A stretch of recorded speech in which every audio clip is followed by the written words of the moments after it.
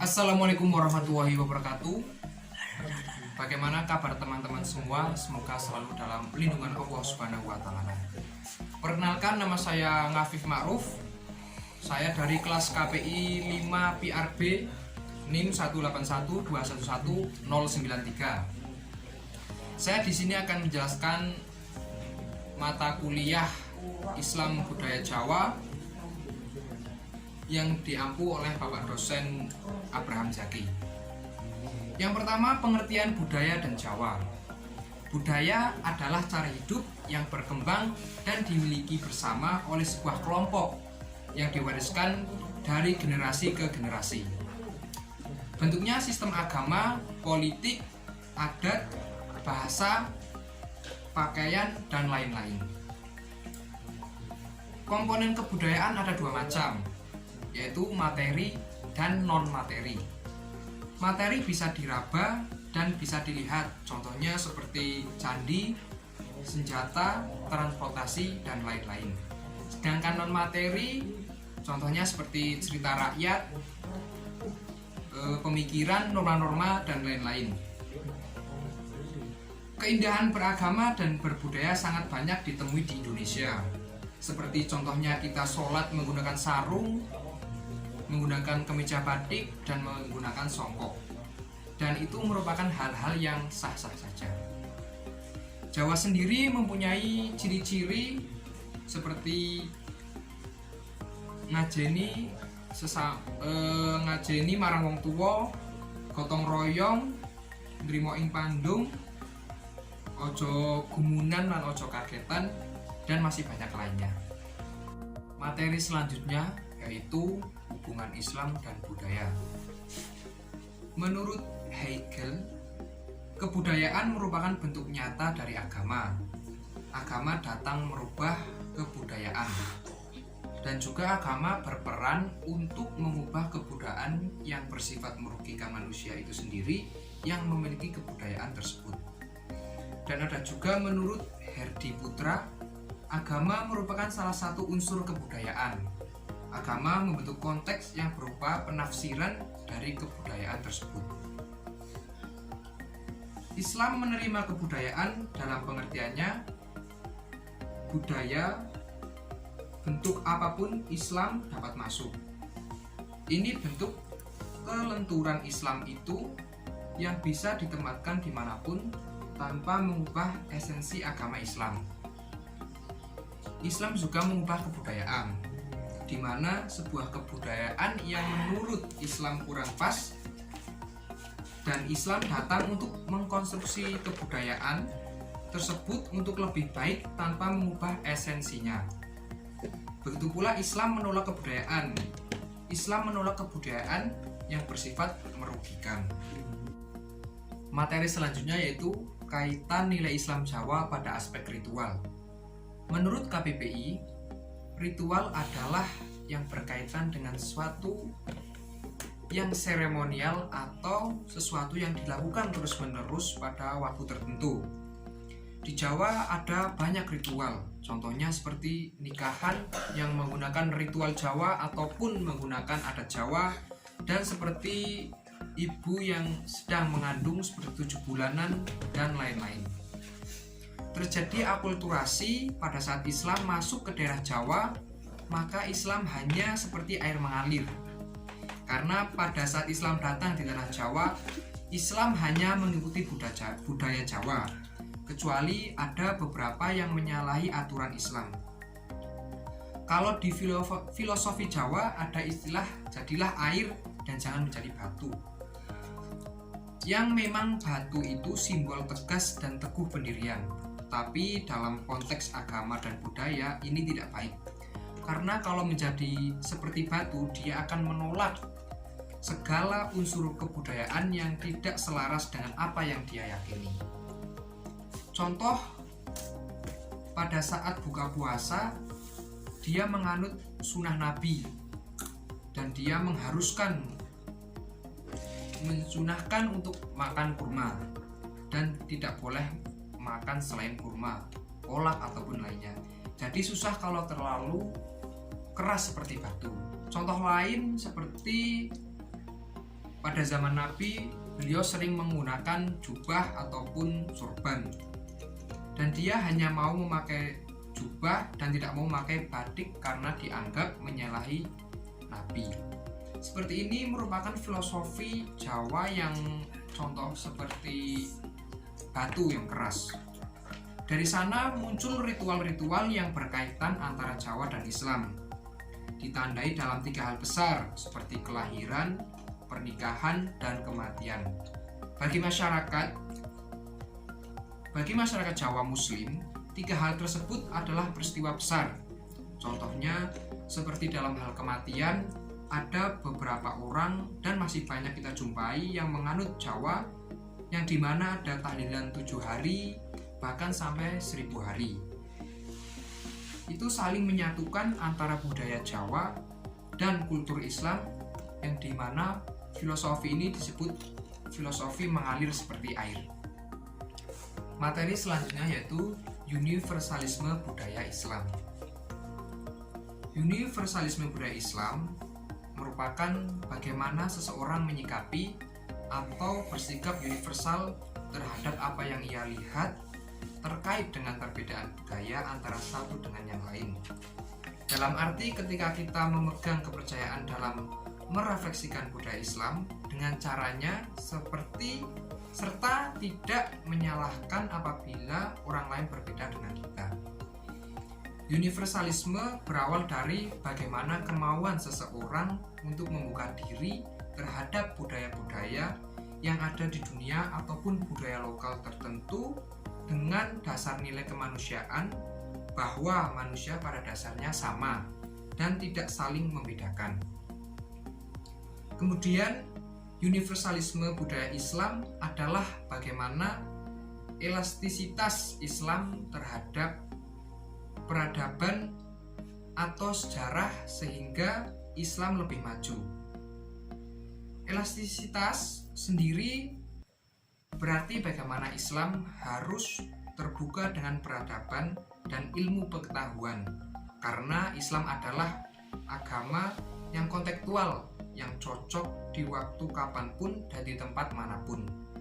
Islam mampu menyesuaikan diri dengan budaya-budaya yang ada di dekatnya, bahkan dijadikan sebagai media untuk berdakwah. Materi selanjutnya yaitu pribumisasi Islam. Pribumisasi Islam yang diistilahkan oleh Gus Dur adalah Islam yang Indonesia. Konsep pribumisasi Islam yang diusung oleh Gus Dur tentunya ingin memberikan cara pandang dalam menyikapi dan memahami agama tidak hanya dari luarnya saja, atau dalam hal ini Islam memang datang dari negara Arab, akan tetapi nilai Islam yang perlu ditanamkan dalam kehidupan sehari-hari bukan budaya Arab yang disamaratakan dan diterapkan dalam kehidupan beragama. Menurut Gus Dur, tumpang tindih antara agama dan budaya akan terjadi terus-menerus. Ini justru suatu proses yang akan memperkaya kehidupan dan membuatnya tidak gersang. Kekayaan variasi budaya memungkinkan adanya persambungan antara berbagai kelompok atas dasar persamaan. Prinsip pribumisasi Islam ada 2. Yang pertama, bahwa proses islamisasi itu diakomodasikan dalam kebudayaan yang berasal dari manusia tanpa kehilangan identitasnya masing-masing.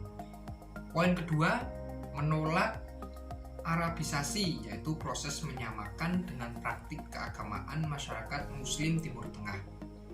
Selanjutnya, sifat pribumisasi Islam. Ada 3. Poin pertama, kontekstual, yakni Islam yang dipahami sebagai ajaran yang terkait dengan zaman konteks yang tepat. Poin kedua, progresif, yakni kemajuan zaman bukan dipahami sebagai ancaman terhadap penyimpangan ajaran dan dasar agama, tapi dilihat sebagai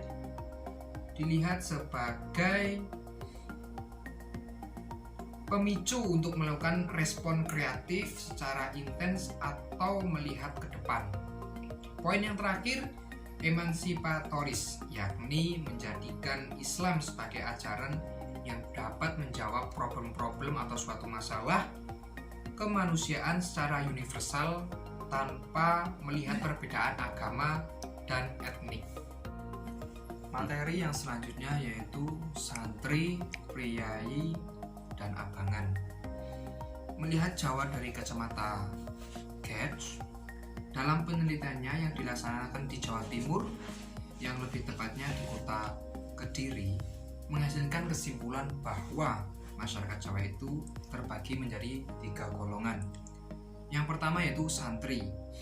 Dalam artian sempit, santri sendiri merupakan julukan bagi orang-orang yang sedang menimba ilmu agama di suatu tempat tertentu atau biasa disebut pondok pesantren. Akan tetapi, jika dijabarkan lebih luas lagi, santri juga dapat diartikan orang-orang yang selalu mengamalkan agama Islam dengan baik dan sungguh-sungguh. Santri sendiri biasanya berada pada wilayah perdagangan. Yang nomor 2 yaitu priai. Priai merupakan orang-orang yang memiliki kedudukan, jabatan, gelar, atau orang yang memiliki keturunan kerajaan. Contohnya seperti guru, seperti dosen, kiai, polisi, tentara, dan lain sebagainya. Biasanya orang-orang seperti itu sangat dihormati oleh masyarakat setempat dan berada pada wilayah pemerintahan. Yang ketiga yaitu abangan. Abangan sendiri merupakan orang-orang yang menjalankan agama Islam kurang baik atau kurang jelas. Biasanya kelompok abangan ini berada pada wilayah pertanian. Materi selanjutnya itu dakwah Wali Songo. Salah satu pertanyaan yang berkaitan dengan Wali Songo adalah bagaimana dakwah yang dilakukan oleh Wali Songo bisa berhasil di Indonesia, yang kemudian mayoritas masyarakat Indonesia adalah Islam atau Muslim. Padahal sebelumnya sudah ada agama Hindu, Buddha yang lebih dahulu masuk ke Indonesia. Jawabannya karena dakwah yang dilakukan oleh Wali Songo secara bertahap dan soft. Dakwah yang dibawakan Wali Songo menyesuaikan kebutuhan masyarakat pada saat itu.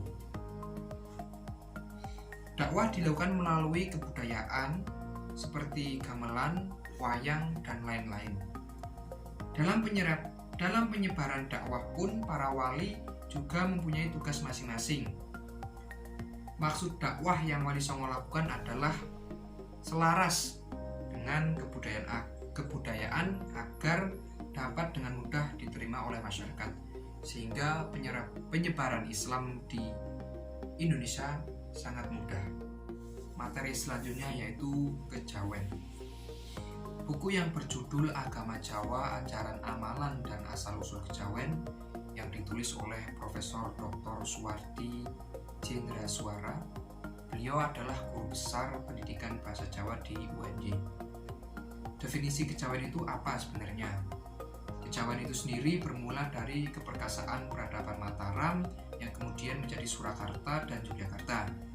Kejawen dinyatakan sebagai gaya hidup keagamaan yang bernuansa mistik di dalamnya dan ada etika, adat istiadat, tradisi hingga membentuk paham Javaisme. Menurut Profesor Suwardi, kejawen itu sebagai ideologi lokal Jawa yang dilandasi beberapa pengalaman mistik.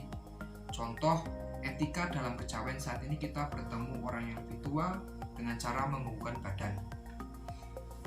Dan contoh lain juga ada adat istiadat, selamatan usia bayi dalam kandungan, orang yang meninggal, dan pernikahan. Ketiga elemen itu sangat penting bagi orang Jawa.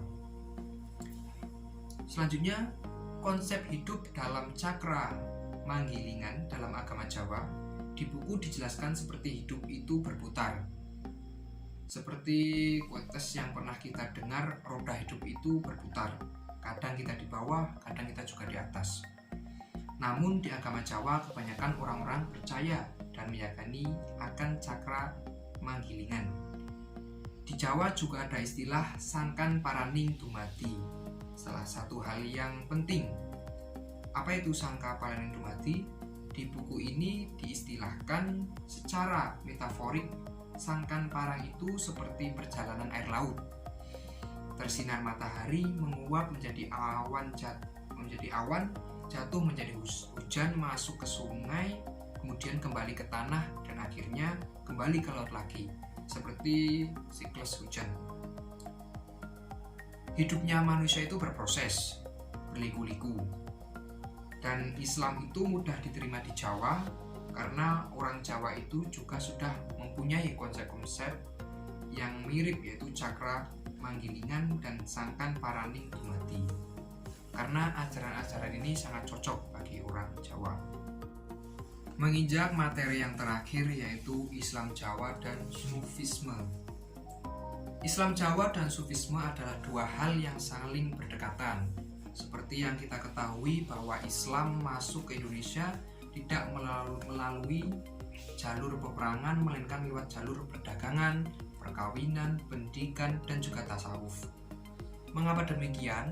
Karena Islam adalah agama cinta, yang dimana bisa dimaksudkan sebagai kebaikan, cinta sesama, dan bukan agama yang penuh dengan kekerasan. Beberapa contoh yang banyak kita ketahui seperti konsep atau strategi dakwah dari Wali Songo yang menggunakan tasawuf atau kemurnian sebagai metode penyebaran Islam di Pulau Jawa. Dari situlah dapat diterima dengan tanpa ada paksaan, karena sejatinya manusia yang mereka cari adalah kesejatian abadi, di mana kesejatian ada dalam Tuhan. Seperti filsafat hidup Jawa yang dikemukakan oleh Sosro Kartono, yang mungkin jarang kita ketahui, yaitu seperti durung menang yen durung wani kalah, durung unggul yen durung wani asor, durung gede yen durung ngaku cilik. Jadi pada intinya, jika kita menjadi orang yang biasa-biasa saja, dimana sejatinya orang yang besar bukan berarti orang yang memiliki jabatan, pengaruh, atau harta, melainkan orang besar ialah dia yang sadar kalau dia itu kecil. Seperti orang cerdas, semakin tinggi ilmunya, maka ia menyadari bahwa ilmu yang dimiliki masih rendah. Dan juga filsafat hidup Jawa yang dikemukakan oleh Sosro Kartono, seperti sugih tanpa bondo, digdaya tanpa aji, kluruk tanpa bolo, menang tanpa ngasorake. Jika kita terjemahkan secara harfiah, kurang lebih artinya yaitu kaya tanpa harta, kekuasaan tanpa kehebatan, menyerang tanpa pasukan, kemenangan tanpa mengalahkan, dan semua itu pada intinya pencarian tentang kesejatian. Beliau adalah kakak dari Kartini yang merupakan tokoh Sufisme dalam Jawa. Jadi dalam Islam Jawa itu ada muatan-muatan Sufisme atau tasawuf, dan itu sudah diwariskan kepada kita supaya kita dapat mempelajari, merawat, dan mempraktekkan supaya kita tidak kehilangan apa yang telah diwariskan para pendahulu-pendahulu kita. Sekian materi yang dapat saya sampaikan, semoga bermanfaat. Mohon maaf apabila banyak kesalahan. Akhirul kalam, wassalamualaikum warahmatullahi wabarakatuh.